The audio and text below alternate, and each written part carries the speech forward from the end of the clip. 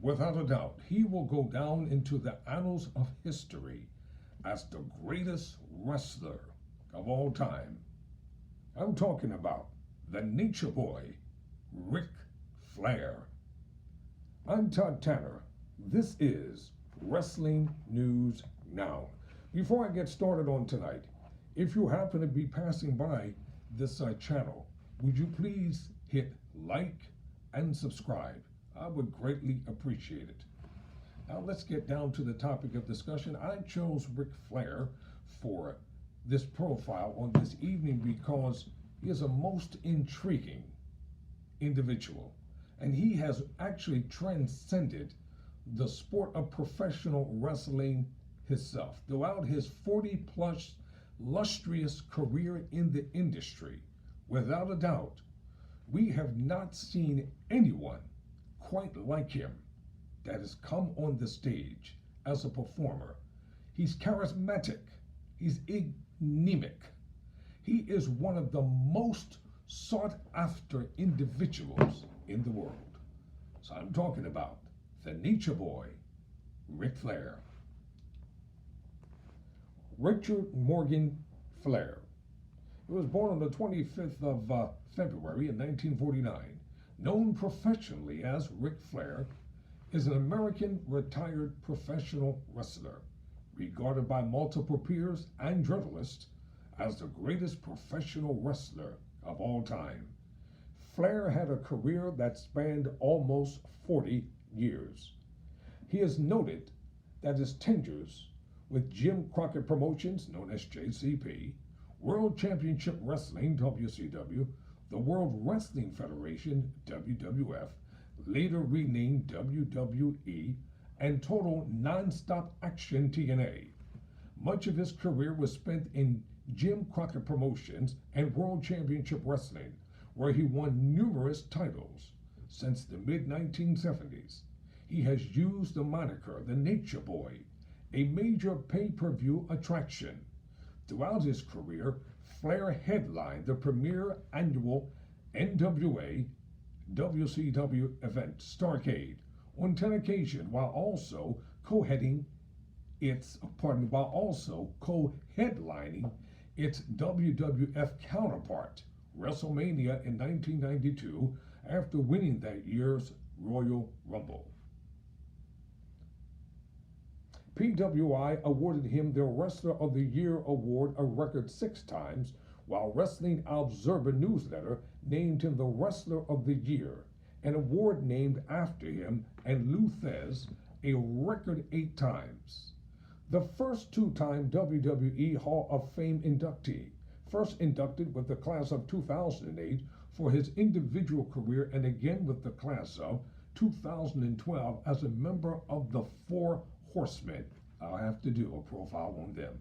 He is also a member of the NWA Hall of Fame and the Professional Wrestling Hall of Fame. Flair is officially recognized by WWE World Wrestling Entertainment as a 6-time world champion, 8-time NWA World Heavyweight Champion, 6-time WCW World Heavyweight Champion, and 2-time WWF Champion. Although the number of his World Championship reigns varies by source, ranging from 16 to 25, he has claimed to be a 21-time champion.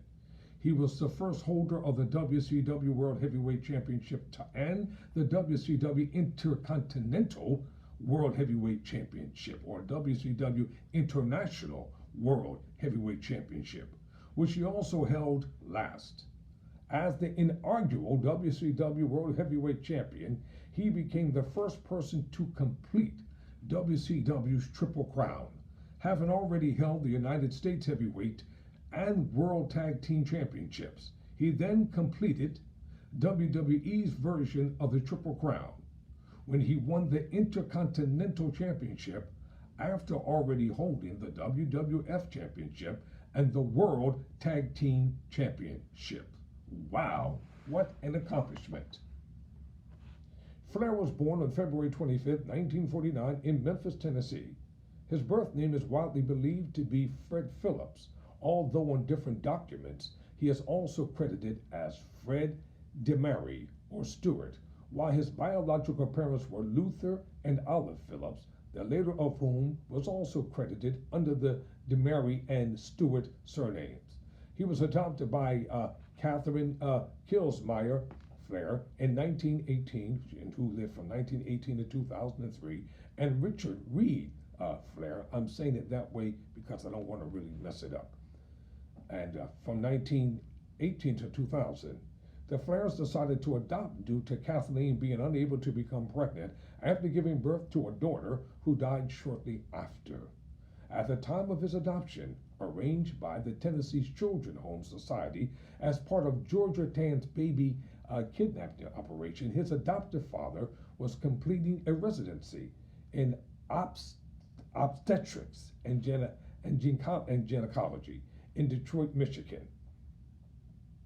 His adoptive mother worked for the Star Tribune. Shortly afterward, the family settled in Edina, Minnesota, where the young Flair lived throughout his childhood. After ninth grade, he attended Wayland Academy in Beaver Dam, Wisconsin for 4 years, during which time he participated in interscholastic wrestling, football, and track. Hot ziggity. After high school, Flair briefly attended the University of Minnesota.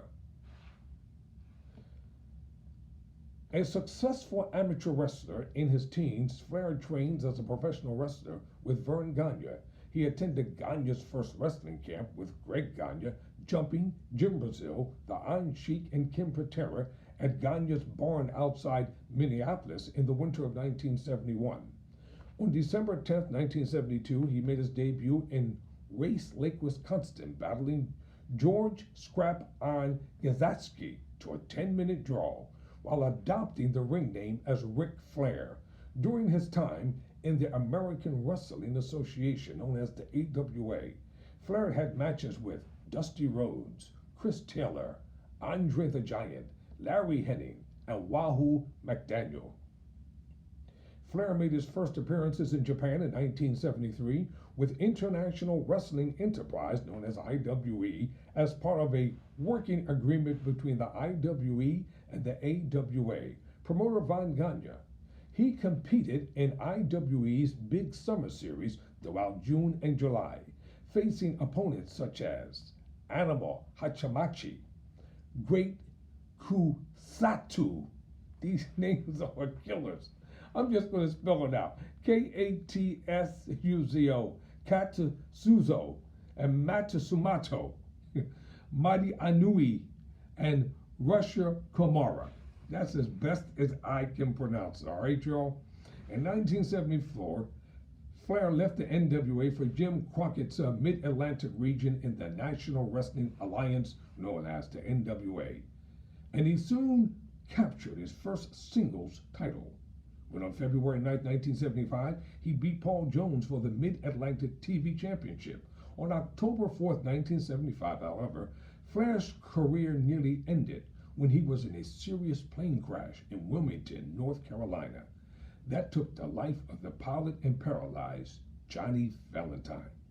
Also on board were Mr. Wrestling, Bob Brugers, and promoter David Crockett.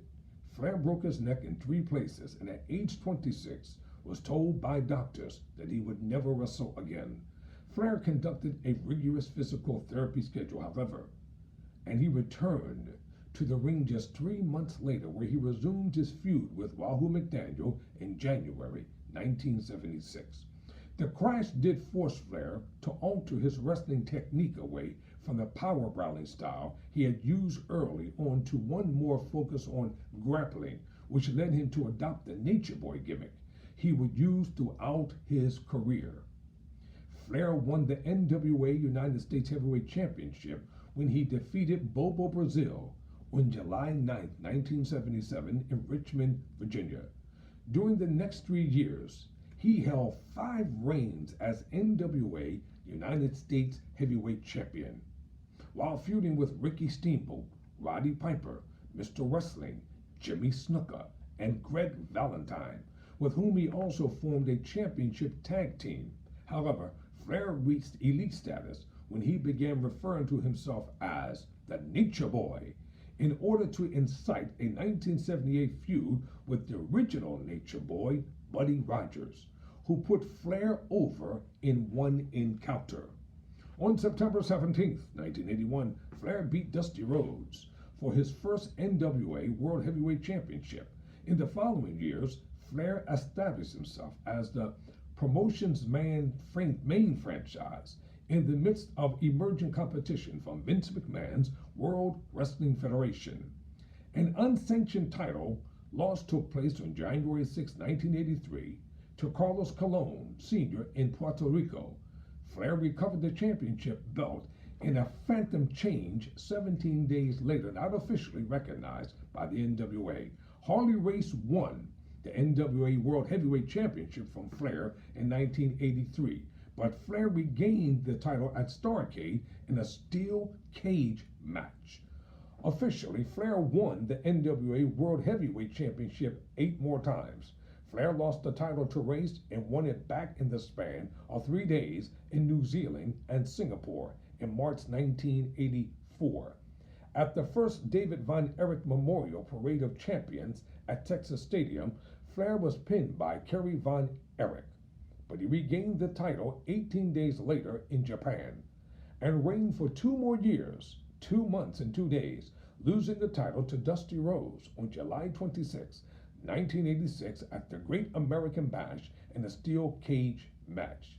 However, Flair regained the title at a house show on August 9th when Rhodes passed out in the figure 4 leg lock, and that became his signature move throughout his wrestling career.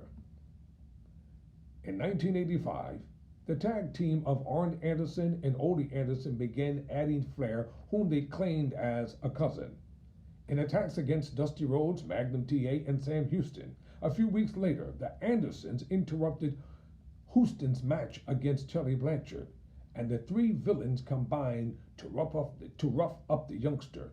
Shortly thereafter, Flair, Blanchard, and the Andersons formalized their alliance, calling themselves the 4 Horsemen, with Blanchard's manager, J.J. Dillon, also coming on board. Upon the group's inception, it was clear that the 4 Horsemen were unlike any villainous alliance that had ever existed, as the 4 rule breakers immediately used their strength in numbers to decimate the NWA's top fan favorites, most famously a vicious beatdown to Rhodes with a baseball bat in a parking lot, while controlling the majority of the championship titles. And I'll be back with another video talking about the Nature Boy, Ric Flair. I'm Todd Tanner for this edition of Wrestling News Now. So bear with me. This is something new for me, but we're going to get through it together. So if you like it, hit that like button and hit the subscribe button. We're just getting started on this YouTube channel. So check it out. I'll see you in the next video.